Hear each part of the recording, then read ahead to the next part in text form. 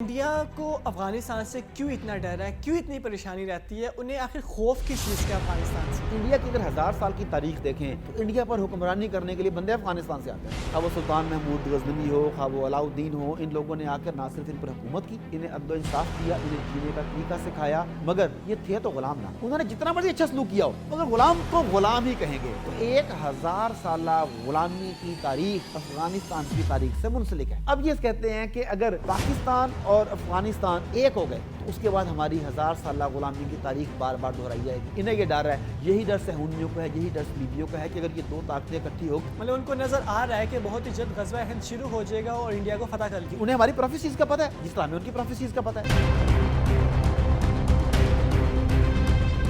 السلام علیکم ناظرین، میں ہوں ڈاکٹر ماجد خان، آپ دیکھ رہے ہیں پروگرام ڈے ٹو ٹاک. ناظرین، آج ہم بات کریں گے پاکستان اور افغانستان کے حوالے سے کہ انتہا پسندوں، بھگوا انڈین اور مغرب کی ذہنیت کو جاننے کی کوشش کریں گے. آخر کیوں پاکستان کو اور افغانستان کو ہمیشہ کنٹرول کرنے کی کوشش کی جاتی ہے، ان کے حالات کو بگاڑنے کی کوشش کی جاتی ہے اور افغانستان کو اپنے انڈر رکھنے کی کوشش کی جاتی ہے. کیا وجہ ہے اس کے متعلق جانتے ہیں. ہمارے ساتھ موجود ہیں ڈاکٹر عارف صدیقی صاحب، جانتے ہیں ان سے تمام پس منظر اور ان کی وجوہات. السلام علیکم ڈاکٹر صاحب. جی وعلیکم السلام. ڈاکٹر صاحب، پاکستان اور افغانستان ہمیشہ جو ہے نا ان کے درمیان میں تعلقات خراب کرنے کے، پاکستان افغانستان کے حالات خراب کرنے کی کوشش کی جاتی ہے اور افغانستان کو اپنے کنٹرول میں رکھنے کی کوشش کی جاتی ہے. آخر کیا وجہ ہے، کیوں وہ اس کے پیچھے ہاتھ دھو کر پڑے اور کیوں وہ اس سے پریشان ہے اتنا؟ اگر جو کوشش کی جاتی ہے اس میں افغان طالبان کے اگر 5 سال کو نکال دیا جائے تو عمومی طور پر انڈیا اور مغرب اس میں کامیاب بھی رہا ہے.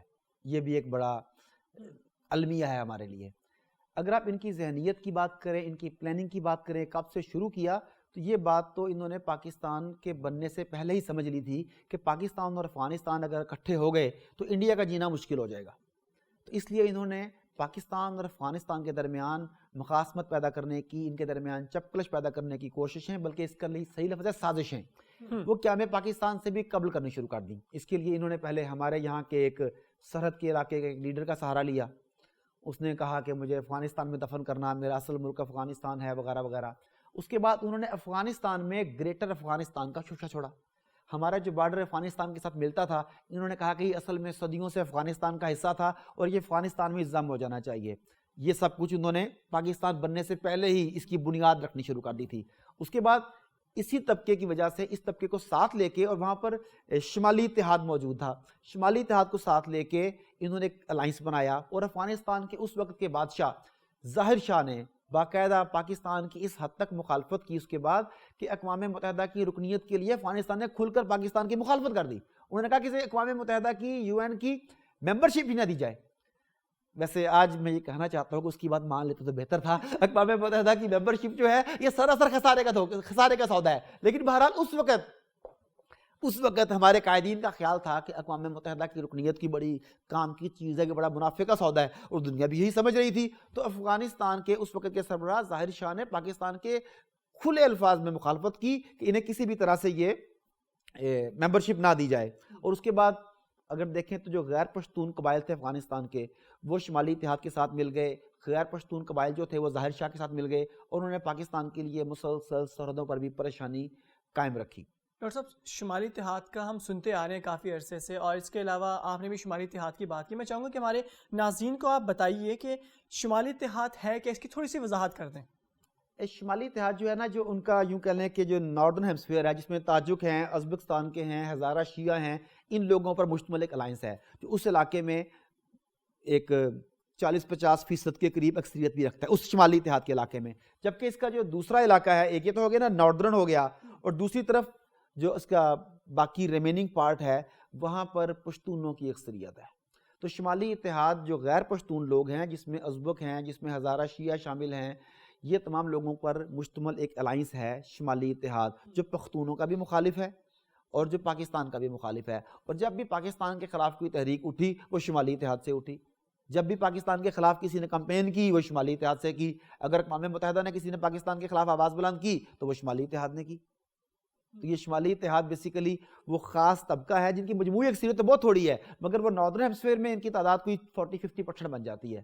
جی، تو یہ شمالی اتحاد جو ہے، کیا انہیں اسپانسر کیا جاتا ہے، کیا انہیں کوئی فنڈنگ دی جاتی ہے، یا یہ ویسے نیچرل ہی ان میں یہ چیز ہے کہ انہوں نے اگینسٹ رہنا ہے؟ ایکچولی جیسا کہ میں نے کہا تھا پہلے بھی کسی پروگرام میں کہ یہ ملکوں کے مفادات کی جنگ ہے.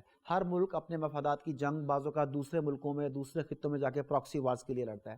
اب افغانستان میں اگر پشتونوں کی حکومت آ جاتی ہے تو افغانستان ایک مستحکم افغانستان بن جاتا ہے جو آس پاس کے کچھ ہمسایہ ممالک کو کبھی بھی قبول نہیں ہوگا. وہ مغرب کبھی قبول نہیں ہوگا. اس وجہ سے وہ شمالی اتحاد کو فنڈ بھی کرتے ہیں, اسے اسلحہ بھی دیتے ہیں. ابھی ریسنٹلی شمالی اتحاد میں وہ جو وادی پنشیر جو ان کا گڑھ تھی, وہاں سے جو مال غنیمت ملا ہے, وہاں سے جو اسلحہ ملا ہے, وہاں سے جو گاڑیاں ملی ہیں, وہ کسی بھی بہت بڑے ملک کے جو اسلحے کے ڈپوز ہیں وہ اس سے بھی زیادہ وہاں سے نکلا ہے. تو ظاہر ہے وہ امداد ہی دی گئی نا. اب دیکھیں وہاں پہ ہیں کون, وہاں پہ ازبک ہیں, وہاں پہ تاجک ہیں, وہاں پہ ترک اور ہزارہ شیعہ ہیں. اچھا, اب ترک اور ہزارہ شیعہ کی وجہ سے ایران اس جگہ کو سپورٹ کرتا ہے. انڈیا انہیں اس لیے سپورٹ کرتا ہے کہ وہ پشتون جو ہیں جو زیادہ تر طالبان پر مشتمل ہیں ان سے وہ خوفزدہ ہے, وہ بھی انہیں سپورٹ کرتا ہے. امریکہ طالبان کے خلاف کسی کو کھڑا کرنا چاہتا ہے تو وہ بھی شمالی اتحاد کو سپورٹ کرتا ہے.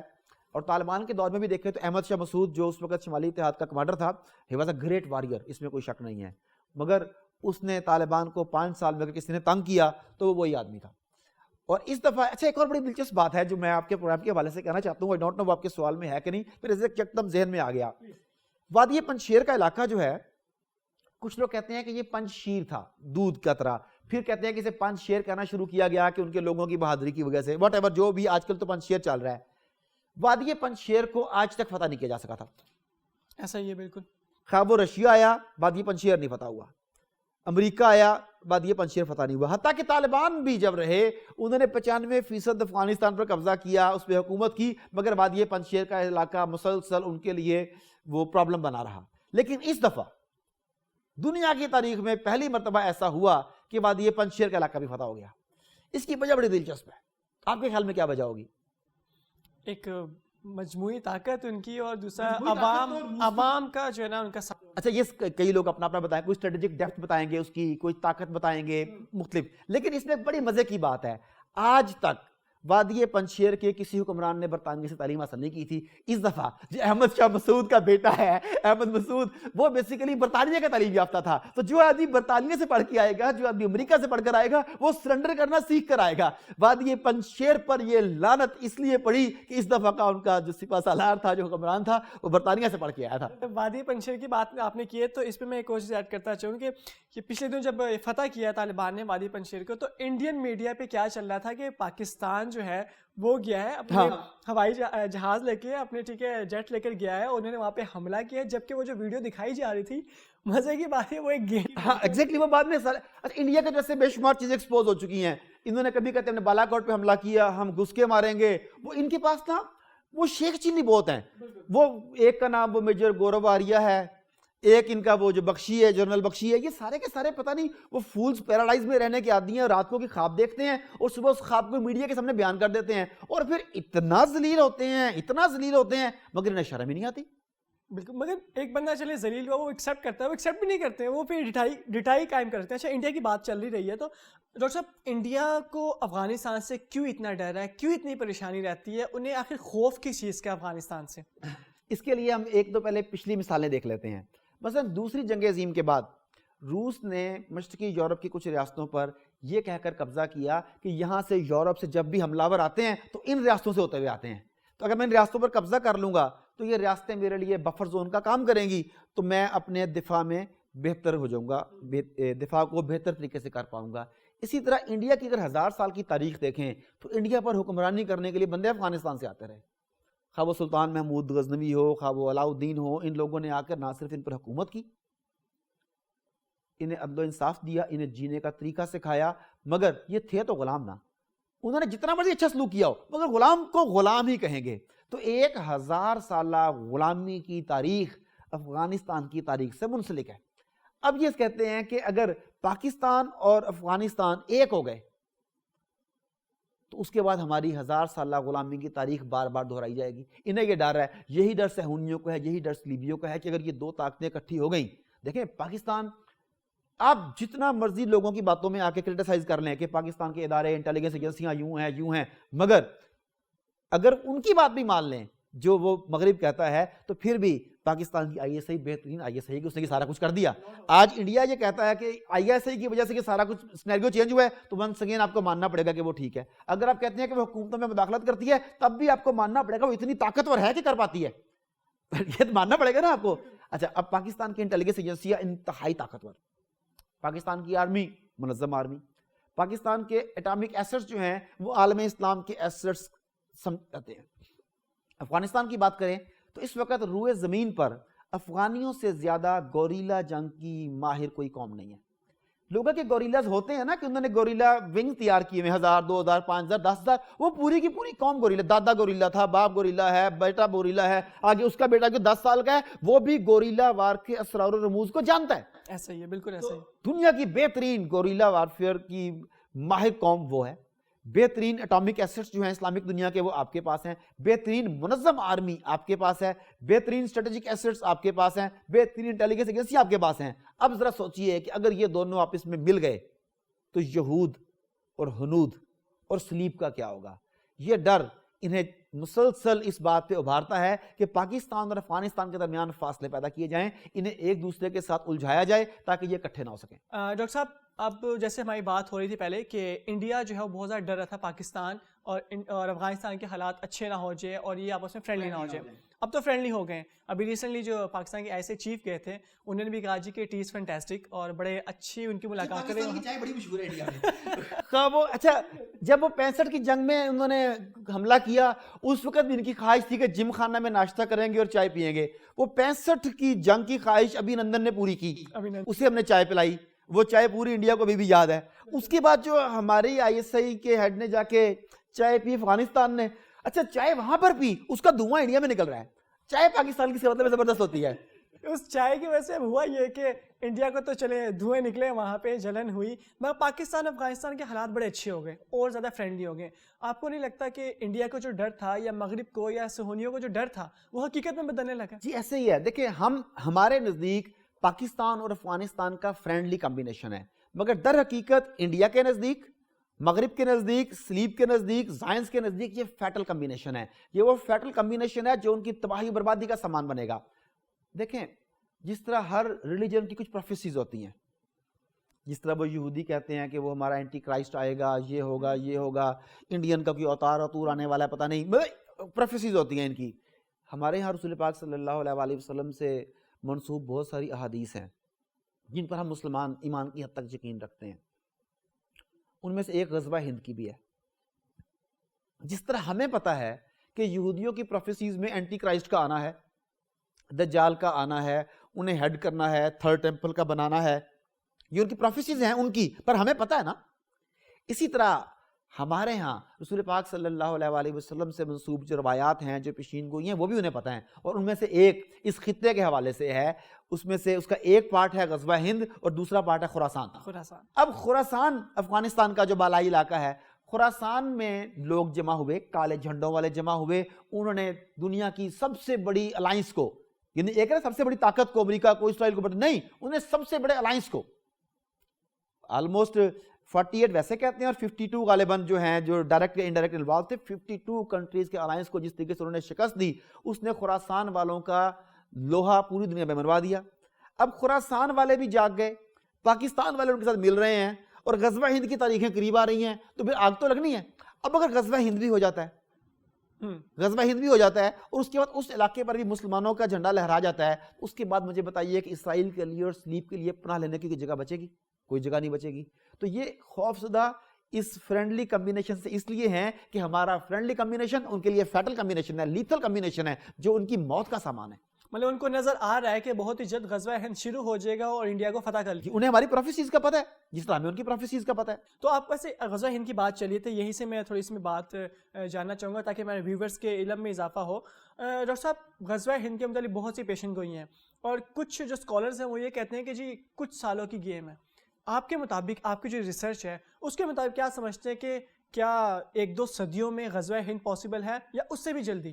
دیکھیں جہاں تک اس کے 2 پارٹ ہم کر لیتے ہیں. پہلی بات تو یہ کہ غزوہ ہند سے متعلق جو روایات یا احادیث ہیں ان کی اتھینٹسٹی کیا ہے, تو یہ معاملہ ہم چھوڑتے ہیں شیخ الحدیث صاحبان کے اوپر, کیونکہ میں اس بارے میں بالکل علم نہیں رکھتا. تو یہ معاملہ ہم ان کے اوپر چھوڑتے ہیں. اگلا اسٹیپ یہ ہے کہ وہ صحیح ہیں, مستند ہیں, مرسل ہیں, جو اس کی کوالٹیز ہیں وہ ساری اس میں موجود ہیں. تو اللہ کے نزدیک جو زمانے کا پیمانہ ہے وہ ڈیفرنٹ ہے. ہمارے نزدیک جو کئی 100 سال ہوتے ہیں, بعض کا تو پلک جھپکنا وہاں پر ہوتا ہے. تو اس بارے میں ایک حتمی رائے نہیں دی جا سکتی. لیکن میں اس وقت دنیا کے جو حالات دیکھ رہا ہوں, مجھے لگتا ہے کہ یہ ڈیکیڈ جو ہے یہ شاید انسانی تاریخ کا سب سے خونی ڈیکیڈ ہے. یعنی 2020 سے لے کر 2030 تک کا جو ٹائم ہے, 2021 سے 2030 تک کا ٹائم, یہ میرے حساب سے بہت خطرناک ہے. اس میں جتنا بلڈ شیڈ ہوگا, اس میں جتنی ڈیتھس ہوں گی, شاید پہلی اور دوسری جنگ عظیم میں ملا کے بھی اتنی نہ ہوئی ہوں. اس میں روایتی ہتھیاروں کے ساتھ بھی جنگ ہوگی, اس میں غیر روایتی ہتھیاروں کے ذریعے بھی جنگ ہوگی, اس میں حیاتیاتی ہتھیاروں کے ذریعے بھی جنگ ہوگی. ہم اپنے کئی پروگرامز کر چکے ہیں اس بارے میں کہ جو بایو وار چل رہی ہے, حیاتیاتی جنگ, اس میں ہم کئی پروگرامز کر چکے ہیں. ہمارے چینل کو کافی سٹرائکس بھی مل چکی ہیں اس کے بارے میں, ہمیں بھی وارننگز مل چکی ہیں اس بارے میں, لہذا بار بار اس چیز کے نام لینے کی ضرورت نہیں ہے. لیکن ہم حیاتیاتی جنگ کی, بایو وار کی بھی بات کر رہے ہیں سارے کے سارے, اور یہ شاید ایک پائلٹ پروجیکٹ ہے. اصل پروجیکٹ اس کے ساتھ ساتھ آنے والے ہیں. تو یہ 10 ایئرز جو ہیں یہ انسانی تاریخ کے سب سے خطرناک سال ثابت ہونے والے ہیں. تو ہمیں اس کے لیے ہر طرح سے تیار رہنا چاہیے, جنگ کے لیے بھی, اپنے نظریات کی حفاظت کے لیے بھی, اپنے ایمان کی حفاظت کے لیے بھی, اپنی نسلوں کی حفاظت کے لیے بھی. یہ بہت فیٹل ٹائم ہے. ڈاکٹر صاحب جیسے آپ نے بات کی کہ غزوہ ہند کی وجہ سے ہی جو انڈیا ڈرا ہوا ہے وہ اس فیڈرل کمبینیشن کو ایک نہیں ہونے دے رہا. کیا جو امریکہ اور نیٹو آئے تھے یہاں پہ افغانستان میں حملہ کرنے کے لیے, وہ بھی اسی مقصد کے لیے آئے تھے کہ غزوہ ہند نہ ہو سکے؟ غزوہ ہند کے لیے ان کا شاید اتنا, ہاں خراسان تو ان کے زائنس کے لیے تو امپورٹنٹ ہے نا خراسان کا معاملہ. لیکن اصل میں نا اس وقت افغانستان کی پوری دنیا کی مخالفت کی وجہ یہ ہے, کہتے ہیں کہ دکھ سانجھے ہوتے ہیں. ان سب کا دکھ سانجھا ہے. برطانیہ کو یہاں سے باہر پڑتی ہے, امریکہ کو یہاں باہر پڑی ہے, فرانس, ابھی جو 52 کنٹریز سے جو الائنس تھا, بیسیکلی ان سب نے اس کلنک کے ٹیکے کو, اس رسوائی کے داغ کو امریکہ کے ساتھ شیئر کیا ہے. وہ خالی امریکہ کی رسوائی نہیں ہے, اگرچہ امریکہ چونکہ فرنٹ پہ تھا تو زیادہ ذلت اس کے حصے میں آئی, مگر وہ تمام کنٹریز جنہوں نے امریکہ کا ساتھ دیا اس ذلت کے بار تلے دبے تو ہوئے ہیں. تو دکھ سب کا سانجھا ہے. ایک تو بات یہ. دوسری بات یہ کہ مغرب جو یہاں پر آیا تھا وہ اس لیے آیا تھا کہ وہ نظام کے خلاف آیا تھا. اب دیکھیں جب کمیونزم ختم ہوا ہے تو انہوں نے کہا کہ اب ہمارا اگلا دشمن, اگلا حریف اسلام ہے, کیونکہ سرمایہ دارانہ نظام کے مخالف جو تھے وہ کمیونزم بھی تھے اور اسلام بھی تھے. کمیونزم ختم ہو گیا تو انہوں نے نیکسٹ ٹارگٹ کے طور پہ اسلام کو چنا. انہوں نے کہا کہ ہمیں اسلام کو ہر حال میں کچلنا ہوگا ورنہ یہ ہمارے نظام کو کچل ڈالے گا. اس کے لیے انہوں نے کوشش شروع کر دی, ڈائریکٹلی انڈائریکٹلی لوگوں کو خریدا گیا, لوگوں کو برائب کیا گیا, اپنا جبری سودی نظام وہاں پر نافذ کیا گیا, بین الاقوامی ادارے بنائے گئے, تمام ملکوں کو ان اداروں کا ممبر بنا کر ان کی ساورینٹی کو گروی رکھ لیا گیا. افغانستان بچا ہوا تھا, وہاں پہ بینکنگ سسٹم انہوں نے نہیں بننے دیا. اور ان کی جو دجالی تکون ہے, آج کل وہ تنظیم اسلامی والوں کا ایک نعرہ چل رہا ہے, جگہ جگہ میں نے بورڈز پہ لگا ہوا دیکھا ہے, وہ ڈاکٹر سرار صاحب والی جو تنظیم ہے اس میں وہ دجالی تکون کے 3 بنیادی باتیں بتاتے ہیں. نمبر 1 سودی نظام, نمبر 2 بے حیائی, اور نمبر 3 جو میرے ذہن میں نہیں آ رہا بہرحال, لیکن وہ اس میں سودی نظام اور بے حیائی یہ 2 چیزیں شامل ہیں. تو بے حیائی بھی وہاں پہ بھی نہیں ہونے دے رہے. وہ آپ نے دیکھ لیا ان کے سارا کیا ہے, بے حیائی وہ نہیں ہونے دے رہے. سودی نظام انہوں نے کہا کہ ہم نے قتل نہیں کرنا, انہوں نے امداد تک لینے سے انکار کر دیا. امداد سے یاد آیا کہ اس وقت ڈس انفارمیشن کا دور ہے. ایسے ایسے لوگ بظاہر وہ صحافی کا, اینالسٹ کا, تجزیہ کار کا لبادہ اوڑھ کے کسی بہت بڑے انگلش اخبار کی آڑ لے کے اپنی طرف سے تجزیہ کرتے ہیں, کمنٹ کرتے ہیں, بلاگ کرتے ہیں, لیکن انتہائی بددیانتی کا مظاہرہ کرتے ہیں. مثال کے طور پہ طالبان نے کہا کہ ہم دنیا سے امداد کو ویلکم کریں گے لیکن اپنی شرائط پر.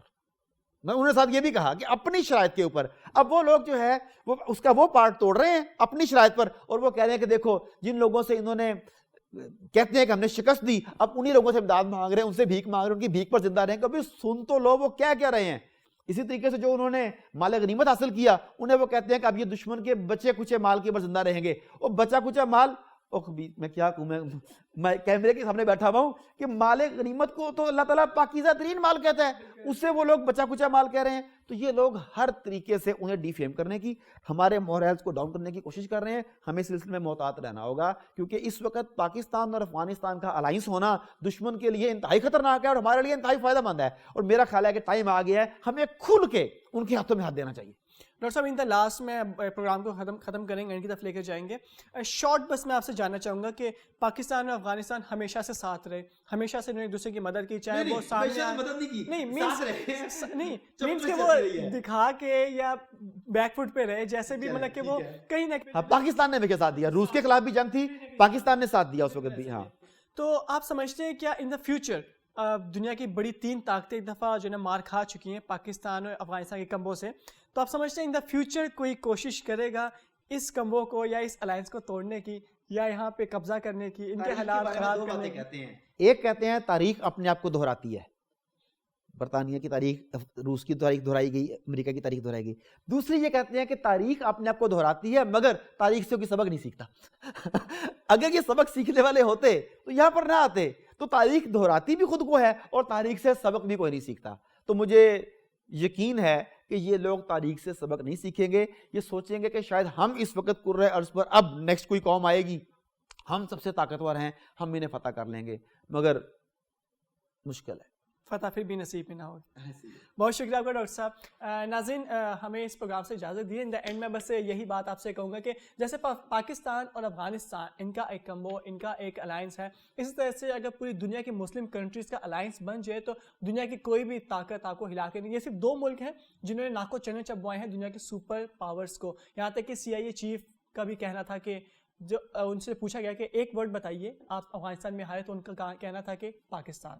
اگر صرف پاکستان افغانستان اتنا کر سکتے ہیں تو پوری دنیا کے مسلم کنٹریز اگر مل جائیں تو وہ بہت کچھ کر سکتے ہیں. ہمیں اجازت دیجیے، پھر ملاقات ہوگی آپ سے. اللہ حافظ.